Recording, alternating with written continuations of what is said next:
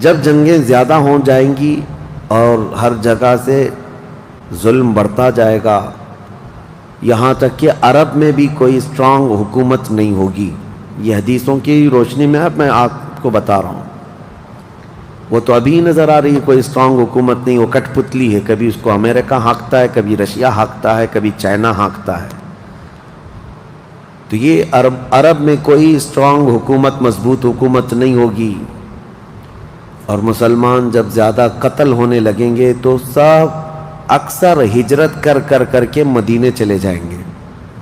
جو بچے ہوئے ہوں گے وہ مدینہ طیبہ کی طرف ہجرت کر جائیں گے. اور مدینہ طیبہ میں مسلمان رہ رہے ہوں گے، کیونکہ میرے آقا صلی اللہ علیہ وسلم کی حدیث ہے، ان الایمان لا یأذر الی المدینہ کما تأذر الحیۃ الی جحرہا. ایمان جو ہے مدینے سے نکلا ہے اور گھوم پھر کر کے پوری دنیا سے ایمان واپس مدینے میں ویسے ہی آ جائے گا جیسے سانپ اپنے سوراخ میں واپس آتا ہے. ایمان والے سب مدینے پہنچ جائیں گے. اب وہاں جانے کے بعد لوگوں میں یہ بات کثرت سے پھیل جائے گی کہ اب ان حالات کا مقابلہ کرنے کے لیے ہمیں کیا کرنا چاہیے. بہت مجبور ہو چکے، کوئی راستہ نظر نہیں آتا. تو اس وقت جو مدینے میں تھے علماء صلحاء سب بیٹھ کر کے مشورہ کرتے ہیں کہ ہم کو امام مہدی کو تلاش کرنا ہوگا. اور یہ وہ زمانہ ہوگا جب امام مہدی مدینے میں پیدا ہو چکے ہوں گے. یہ وہ زمانہ ہوگا جب امام مہدی مدینے میں ہوں گے. امام مہدی جن کی بشارت اللہ کے نبی صلی اللہ تعالیٰ علیہ وسلم نے اپنی حدیثوں میں عطا فرمایا، ان کا نام حضور کے نام پر ہوگا.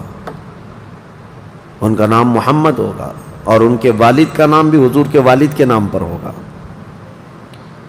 اور اللہ کریم کی طرف سے بھیجے جانے والے اس روئے زمین کے وہ آخری خلیفہ راشد ہوں گے. مدینہ طیبہ میں وہ ہوں گے لیکن وہ اپنے آپ کو چھپا کر کے رہ رہے ہوں گے. اب لوگ جب انہیں تلاش کرنے ہوں گے، اس دوران کئی جھوٹے مہدی بھی تیار ہوں گے، کیونکہ امام مہدی کا چیپٹر سب نے پڑھا ہے. جھوٹے مہدی دعویٰ کریں گے لیکن مار کھائیں گے، مریں گے، جیلوں میں جائیں گے. یہ جھوٹے مہدیوں کا یہی ہوتا رہے گا. امام مہدی اپنے آپ کو چھپا رہے ہوں گے کہ کہیں لوگ مجھے پکڑ کر حاکم نہ بنا لیں، امام نہ بنا لیں. اب لوگ جب تلاش زیادہ کر دیتے ہیں تو پھر امام مہدی کو کچھ لوگ مدینہ طیبہ میں پہچاننے لگتے ہیں. تو امام مہدی مدینہ چھوڑ کر مکہ آ جاتے ہیں، مکہ ہجرت کر کے آ جاتے ہیں. اپنے آپ کو چھپا کر کے رہ رہے تھے مکہ مکرمہ میں. یہی رمضان کا موقع، وہ خانہ کعبہ کا طواف کر رہے ہوں گے. حجر اسود کے قریب لوگ، اچھا یہ بھی میں بتا دوں، جتنے دنیا میں ابدال، اقطاب، اولیاء ہوں گے وہ سب ہجرت کر کے اس وقت مکہ میں پہنچے ہوں گے. مکہ میں سارے اولیاء ہوں گے اس وقت.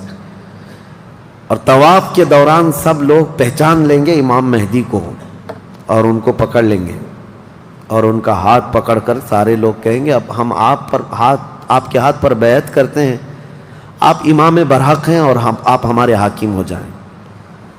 امام مہدی منع کر رہے ہوتے ہیں.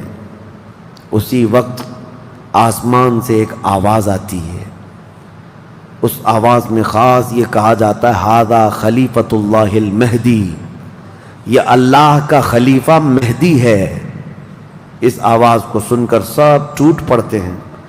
امام مہدی سب کو بیعت کرتے ہیں.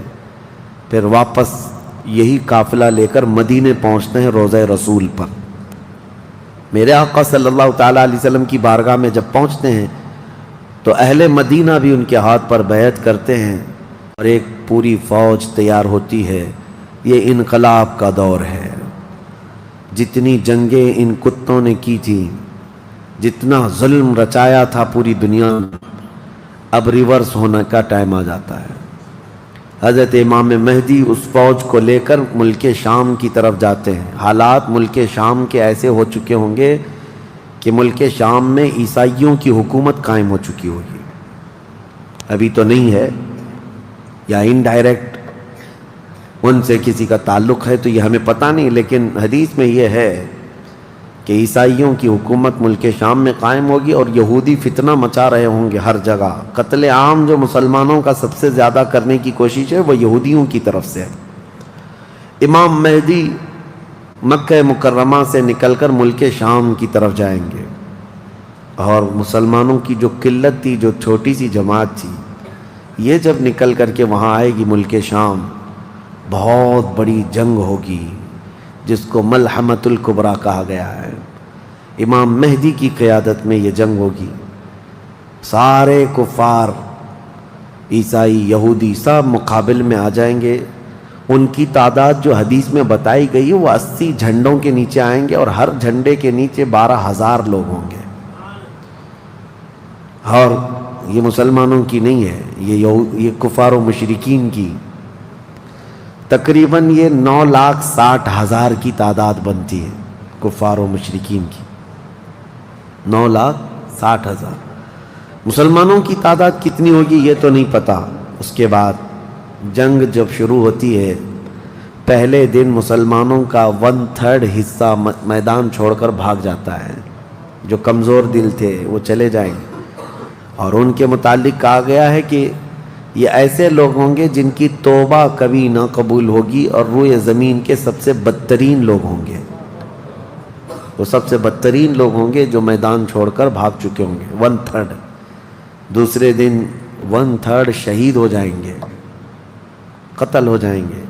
تیسرے دن اللہ تعالیٰ اس مومنین کی قلیل جماعت کو فتح مبین عطا فرمائے گا. اور اس کے بعد ملک شام کے سارے انتظامات امام مہدی کے ہاتھ میں ہوں گے. دمشق جب وہ آئیں گے، دمشق کی جامع مسجد سے امام مہدی اپنے انتظامات و انصرامات کو سنبھالیں گے. پھر وہاں سے امام مہدی اسی فوج کو لے کر قسطنطنیہ جو موجودہ استنبول ہے اس کو فتح کرنے کے لیے نکلیں گے. اس وقت وہ بھی عیسائیوں کے ہاتھ میں ہوگا.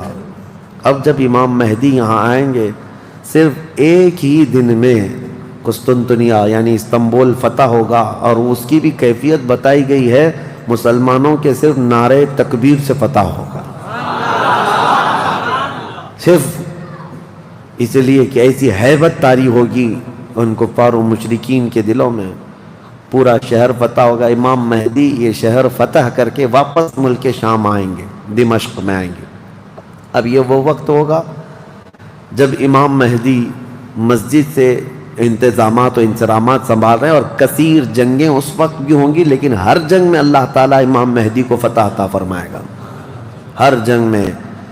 اور یہودی دسیسہ کاری کر رہے ہوں گے، امام مہدی کو ختم کرنے، قتل کرنے کی بہت کوششیں کر رہے ہوں گے. پھر امام مہدی ان یہودیوں سے لڑتے رہیں گے. اس وقت اللہ کی بارگاہ میں امام مہدی بھی دعا کرتے ہیں کہ مولا ان ظالموں سے ہمیں نجات عطا فرما. اور یہودی بھی جگہ جگہ اس بات سے پریشان ہوں گے کہ امام مہدی نے ان کا بیڑا غرق کر رکھا ہے. جہاں جاتے مقابل میں یہ شکست کھاتے ہیں، مر جاتے ہیں، اور ان کے مقابل میں کوئی آ نہیں پا رہا ہے. تو پھر ایران کے ایک علاقے میں یہ یہودی کثرت سے دعا میں مشغول ہوں گے. یہ وہ زمانہ ہوگا جب عراق اور شام کے بیچ میں دجال ظاہر ہوگا. دجال جس کے متعلق حدیث پاک میں تفصیلاً بہت ساری باتیں آئی ہیں. دجال آئے گا، وہ ایک آنکھ سے کانا ہوگا، آنکھیں دونوں ہوں گی، ایک آنکھ اس کی نظر آئے گی، اور اس کی آنکھ کے کنارے کافر لکھا ہوا ہوگا جس کو مسلمان دیکھ کر پہچان لیں گے. اور وہ بڑا بھاری بھرکم طاقتور ہوگا، اور اللہ تعالیٰ اس کو بہت سارے خارق عادات چیزیں عطا کرے گا. وہ ظاہر ہوگا اور سب سے پہلے یہودیوں میں آ کر کے ہی بیعت لے لے گا، یعنی اپنے آپ کو پہلے رسول بنائے گا. اور پھر سارے یہودی، حدیث پاک میں تو ہے کہ اصفہان ایران کے 50,000 یہودی اس کی فوج میں شامل ہوں گے. ہاں، جس کو یہ مسیحا کہتے ہیں اور اس کے انتظار میں بلیاں چڑھا رہے ہیں. یہ ظاہر ہوگا عراق اور شام کے بیچ میں ہے. اور پھر یہ سب یہودی دجال کی فوج میں شامل ہوں گے. دجال ایسے نکلے گا روئے زمین پر، حدیث پاک میں یہ سب ملتا ہے کہ وہ آسمان سے گاہے گا تو آسمان سے بارش برس جائے گی، زمین سے سبزہ نکلنے لگے گا، کسی کو مار کے دوبارہ زندہ کر کے دکھائے گا، یہ سب چیزیں وہ کر کے دکھائے گا، یہاں تک کہ چلتے چلتے زمین سے کہے گا تیرے اندر جتنے خزانے ہیں نکال، زمین پورے خزانے باہر کرے گی، اور جب وہ آگے چلتا رہے گا تو یہ خزانے شہد کی مکھیوں کی طرح اس کے پیچھے جھنڈ کی طرح چلتے ہوں گے خزانے، اور دنیا کے لالچی لوگوں کو ایک سکہ ہی چاہیے بس، جس کے پاس مال ہے اس کے پیچھے غلامی ہے۔ بہت بڑا فتنہ ہوگا، بہت بڑی آزمائش ہوگی، لیکن جو ایمان والے ہیں حدیث میں ہے اس دن بھی وہ نہیں بہکیں گے، اس دن بھی وہ نہیں بہکیں گے، وہ غضب کا ایمان ہوگا ان لوگوں کا۔ حضور صلی اللہ تعالیٰ علیہ وسلم نے فرمایا دجال کے فتنے سے مقابلہ کرنے والے جو مومن ہوں گے نا، اس کا فتنہ دیکھ کر کے بھی ایمان پر قائم ہوں گے، ان کے لیے حضور نے فرمایا وہ بغیر حساب کے ہی جنت میں جائیں گے، ان کا حساب نہیں ہوگا، وہ بنا حساب کے جنت میں جائیں گے۔ تو دجال روئے زمین پر گھوم رہا ہوگا اور فتنہ مچا چکا ہوگا، پہلے تو رسول کہتا رہا، اس کے بعد پھر خدائی کا دعویٰ کرے گا کہ میں خدا ہوں۔ اس کی خدائی کو ماننے والے وہ یہودی بھی ہوں گے، عیسائی بھی ہوں گے، بہت سارے مسلمانوں میں بھی گمراہ ہو چکے ہوں گے، جن کا پہلے سے ایمان مضبوط نہیں تھا وہ اس کے پیچھے چل پڑیں گے، وہ ہزاروں کی تعداد میں لوگوں کو کافر بنا چکا ہوگا۔ میرے عزیزو، دجال تو بہت بڑی بڑی چیزیں دکھا رہا ہے، آسمان سے بارش برسا کر کے، زمین سے سبزہ اگا کر کے، اور اس وقت کئی لوگ گمراہ ہو جاتے ہیں۔ یہاں تو چھوٹی موٹے باباؤں کے پیچھے ہی گمراہ ہوتے ہیں، آج تو چٹی نکال کر دکھا رہا ہے بابا، تو بھیڑ لگ چکی ہے کہ تم کیا کھائے ہو، کیا پیے ہو، کیا سوچ رہے ہو، چٹی میں نکال کر کے دکھاؤں گا۔ چٹی والے بابا کے پیچھے ہی ہزاروں چلے جاتے ہیں، تو دجال والے بابا کے پیچھے کتنے جائیں گے؟ لیکن حدیث پاک کی روشنی میں مفسرین نے، محدثین نے فرمایا کون لوگ اس دن محفوظ رہیں گے، کون لوگ اس دن محفوظ رہیں گے؟ دجال کی شکل جیسی بھی ہو، لیکن وہ جو چیزیں خارق عادات دکھا رہا ہوگا لوگ اچنبے سے دیکھ رہے ہوں گے۔ اچھا ایک بات اور بھی بتا دوں، آپ گھر میں بیٹھے ہوں، کوئی مسجد میں ہوں گے، شور آئے گا کہ وہاں پر خدا اتر پڑا ہے، نعوذ باللہ من ذالک، اور عجیب و غریب چیزیں دکھا رہا ہے، آسمان کو کہہ رہا ہے تو آسمان بارش برسا رہا ہے، زمین کو کہہ رہا ہے تو زمین خزانے نکال رہی ہے۔ کچھ لوگ جو گھر میں بیٹھے ہوں گے، توجہ یہ بہت اہم بات کہہ رہا ہوں، کہیں محفل میں ہوں گے، مسجد میں ہوں گے، جب یہ شور آئے گا تو کچھ کہیں گے کہ چلو ہم بھی جا کر دیکھ کے آتے ہیں، تو کچھ لوگ یہ کہہ کر کے اٹھیں گے اور جا کر کافر ہو جائیں گے، اور کچھ لوگ وہ ہوں گے جو جیسے سنیں گے اپنے آپ کو گھر میں ایسے مضبوط بند کر لیں گے کہ ان کو ہوا آنے کی بھی خواہش نہ رہے، اس طرح اپنے آپ کو محفوظ کر لیں گے۔ اور بزرگوں نے لکھا ہے کہ اس وقت اس کے فتنے عروج پر ہوں گے، لوگوں میں صرف اور صرف چرچا یہی ہوگا۔ اسی لیے میں اکثر یہ میڈیا کو دجالی میڈیا کہتا ہوں، اس کی وجہ یہی ہے کہ دجال کے آدھے سے زیادہ کام یہ میڈیا والے کرتے ہیں، سب جگہ پھیلائیں گے افواہیں، بہت جھوٹ کو سچ کر کے دکھاتے رہے، سچ کو جھوٹ کر کے دکھاتے رہے، یہ میڈیا یہی سب کام کرتی رہے گی۔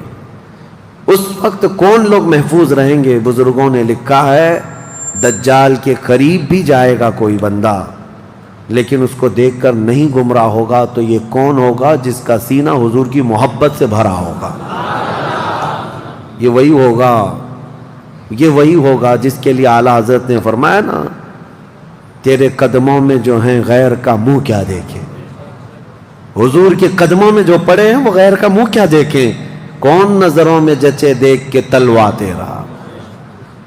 اب یہ دجال گھومتا ہوا جب فتنہ بہت برپا کر چکا ہوگا، مکہ جائے گا، پہلے یہ یمن جائے گا، یمن میں بھی بہت فتنہ پھیلائے گا، اس کے بعد پھر مکہ آئے گا۔ مکہ کی سرحدوں کو اللہ تعالیٰ فرشتوں سے محفوظ کر رکھا ہوگا، فرشتے اسے داخل ہونے نہیں دیں گے، ماریں گے اور داخل نہیں ہو سکے گا۔ پھر مدینہ جائے گا، مدینہ طیبہ اپنی پوری فوج لے کر کے داخل ہونے کی، 2 شہروں کے علاوہ پوری دنیا کے ہر شہر گھومے گا، ہر شہر گھوم چکا ہوگا 2 شہروں کے علاوہ، مکہ مکرمہ، مدینہ طیبہ۔ مدینہ طیبہ کے سرحد پر آئے گا، وہاں پر بھی اللہ کے فرشتے پہرا دے رہے ہوں گے، میرے مصطفیٰ کا شہر ہے، دجال نہیں آ سکتا. لیکن اس کا شہرہ جب مدینے کے باہر بہت پھیل چکا ہوگا، مقام جرف ایک جگہ ہے، وہاں تک وہ پہنچ چکا ہوگا جہاں آج بادشاہ نے ایک پیلس بنایا ہوا ہے. ان لوگوں نے ایک پیلس بنا کر رکھا ہے وادی جرف میں. وہاں تک پہنچے گا تو مدینہ طیبہ کے ایک عالم وہ جائیں گے، اس سے مناظرہ کریں گے، ڈیبیٹ کریں گے. صرف مناظرے کے کرنے کی وجہ سے اس عالم دین کو وہ قتل کر دے گا. قتل کر کے اس کے بعد پھر ان کو دوبارہ زندہ کرے گا، اور اس کے بعد کہے گا کہ دیکھا میری طاقت. اس عالم دین کا کہنا ہوگا اب تو مجھے تیرے دجال ہونے پر اور زیادہ یقین ہو گیا، اس لیے کہ میں نے میرے مصطفیٰ سے سنا ہے. وہ مار کر کے دوبارہ زندہ کرے گا. اور اس عالم کا دوسرا چیلنج یہ ہوگا کہ میں نے اپنے حبیب سے ایک اور بات سنی ہے، اب کی بار اب تو مار کر کے دکھا. دوسری بار حدیث پاک میں ہے دوسری مرتبہ اس عالم کو قتل کرنے کی 1000 کوشش کرے گا لیکن مار نہیں سکے گا. وہ عالم ربانی بیان کریں گے، اللہ کے نبی صلی اللہ علیہ وسلم کی بیان کی ہوئی علامات یہی ہیں، ایک بار قتل کر کے اٹھائے گا لیکن دوبارہ وہ مار نہیں سکے گا. یہ فتنہ پھیلا ہوگا دجال کا، اور یہ گھومتے پھرتے ملک شام پہنچے گا جہاں امام مہدی ہوں گے. امام مہدی یہودیوں سے جنگ کرتے کرتے اور دجال کے فتنوں سے فیس کرتے کرتے وہاں پر ہوں گے ملک شام میں، دمشق میں دعا کر رہے ہوں گے اللہ ان کے فتنوں سے بچا. ایک عصر کی نماز ہوگی،